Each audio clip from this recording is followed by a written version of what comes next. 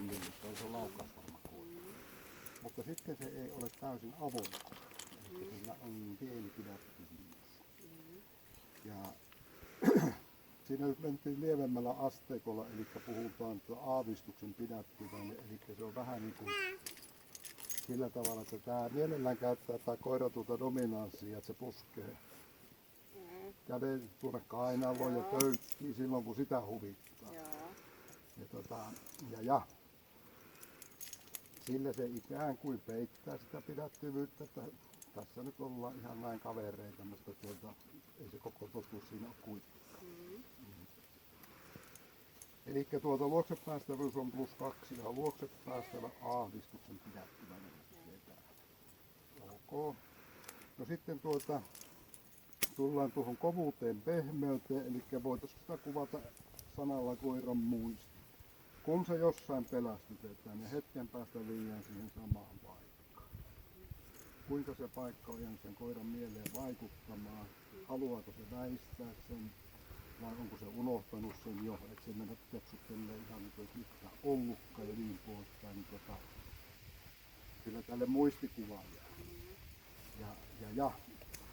Mutta siinä on taistelua, se käyttää kroppaasakin tuossa taistelussa sen verran tehokkaasti, että se menee taistelulla, vaikka se pelottaisi, niin se viruttaa kroppaansa ja tärisee ja menee ihan samalla tavalla kuin se piti tulla kelkalla.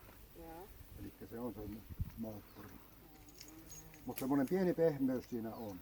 Se näkyy tuossa, mitä työtte nähnyt, kun mä laskin sen irti tuonne hämärään tilaan, mikä ei todellakaan kovin pimeä on. Niin kroppa virasti sinne kynnyksellä 1,5 kertaa, etujalat oli vain toisella puolella kynnystä, olihan se peräti 2 senttiä korkea. Tämä niinku kertoo sitä, että semmoinen varovaisuus tulee. No sitten sen temperamentti, eli voitaisiko sanoa, että mielenvilkkaus. Mitä kaikkea se näkee, kokee, tapahtuuko jotain vai eikö tapahdu jotain, eli kuinka se reagoi tähän ympäristöön. Tässä erikoiskokeena on tuo takapäin tuleva tynnyrin ääni. Toki se näkyy sitä ennen jo monessa muussa paikassa se sen vilkkaus ja käyttäytyykö se järkevästi vai jos ei mitään tapahdu, keksiikö se itselleen tekemistä, havainnoimista, kaikkea tämmöistä. Eli siinä se ei mennyt niin kuin minusta yli missään, eli se käyttäytyy ihan fiksusti ja pysyy heti asiassa, kun sille joku ärsyke annetaan, eli silloin me tullaan käsitteeseen puhtaan piikassa. Sitten tullaan tuonne hermopuolelle. Jos mä nyt jotain edes leikisti varoituksen sanaa sanoisin, niin tuo koira, jos se johonkin suuntaan kääntyy, niin se tulee kääntymään sille, että se rupeaa jäämään päälle. Eli palautumisessa on jopa pieni mahdollisuus, että rupeaa jäämään päälle. Eli toisin sanoen, kun sillä on vähän pidättyvyyttä, sille pitää antaa, kun sitä pelotellaan tai ärsytetään, sille pitää antaa pikkusen enemmän aikaa, että sille kerkii niin pulssi laskee. Muuten se todennäköisesti reagoi ei terävyydellä, mutta taistelulla. Että sen voi saada sormille. Hermoista se ja hermoistahan se lähtee. Eli tullaan siihen, että se vaatii vähän pitemmän ajan, että se palautuu niin sanotusti tyhjäkäynnille, eli siihen jonkinlaiseen lepopulssiin. Silloin se tahtoo sanoa täällä, että hermoton plus 1B lukee hermostuneen pyrkimys. Eli sille henkistä painetta nousee. Ja kannattaa aina vähän aikaa katsoa, että onko se paine laskenut. Sitten tullaan taisteluhaluun.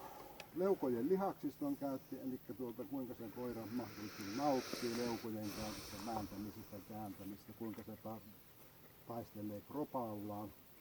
No kyllähän se taistelee leuvoillaankin, siinäkin se pieni varovaisuus alussa tuli näkyviin, että vieras ihminen, lähenkö enkö, vähän viiveillä sitten lähettiin. Ja kroppansa se käytti tuolla kelkalla varsin sähäkkästi sitten. Eli sillä me päästään tänne arvosanaan +2a, mikä on kohtuullinen. Eli sitten se lähtee vetämään myös vastaan. Tämä arvosana on jaettu 2 ja tänä päivänä siinä on toinen 2b. Ja se tahtoo sanoa karkeasti semmoisia koiria, jotka ottaa kiinni ja roikkuu. Eli ne ei lähde vastustamaan siinä taistelussa. puolustushalua me haetaan. Ja hetken käväsi mielessä, että milloinka herra Knutinen ottaa suusnautserista pieni maistiaisen. Eli se tulee tosi nopeasti, vaikka se perääntyy. Ja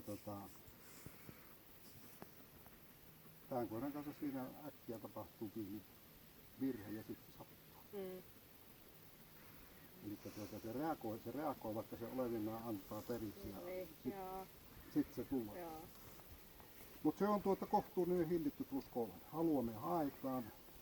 Tämähän saa puremaan, jos haluaa, se ei ole konsti eikä mitään. Ja sitten toinen juttu, että se on ihan sama kumpaa kautta, tuleeko se akren kautta vai pelon kautta, molemmat koskee. Terävyys sitten. Sitten henkinen voimavara puuttuu, eli emäntä, kun jätettiin yksin tuonne seinään, sittenpä ei enää paukut riittänyt.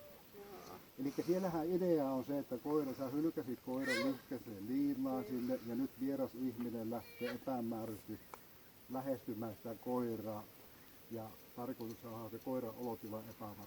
Kuinka se koira pystyy siihen ihmisen tarjoamaan uhkaa vastaamaan omalla aggressiolla. Niin siinä loksahti vähän niin kuin suu auki ja silmät pyöreiksi, että hetkinen mitäs tässä on. Ja se ratkaisi sen. Se on vähän niin kuin meillä ihmisilläkin. Jalossa vika, jos turpasassa, eli kun en nouse vastustamaan, niin todennäköisesti tuo älyvät ja sitten en kuin Peppo maahan ja tapeltiin taivaan.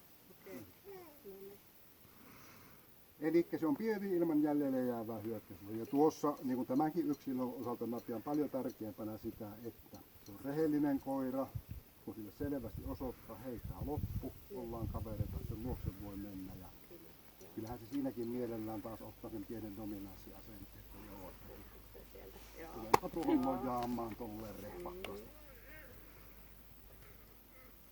Ja toimintakyky kokonaisuudessaan, niin Kelkanhan se selvitti siitä kovasta paineesta huolimatta, niin kuin itse näytin, se oli kuin tulta ja kappaleesta, se kiehui sinne. Se selvitti se tosi nopeasti sitten. Pimeässä huoneessa ei mitään apuja. Ja kaikki nuo palautumiset, niin ennen sinuahan se tuli, sinähän tulit perässä. Se pystyi itsenäisesti selvittämään. Että toimintakykyä sillä on ja se on +2 hyvä. Ja lomakepisteet saa asiat miinusta ei ole mitään, plussaa 172.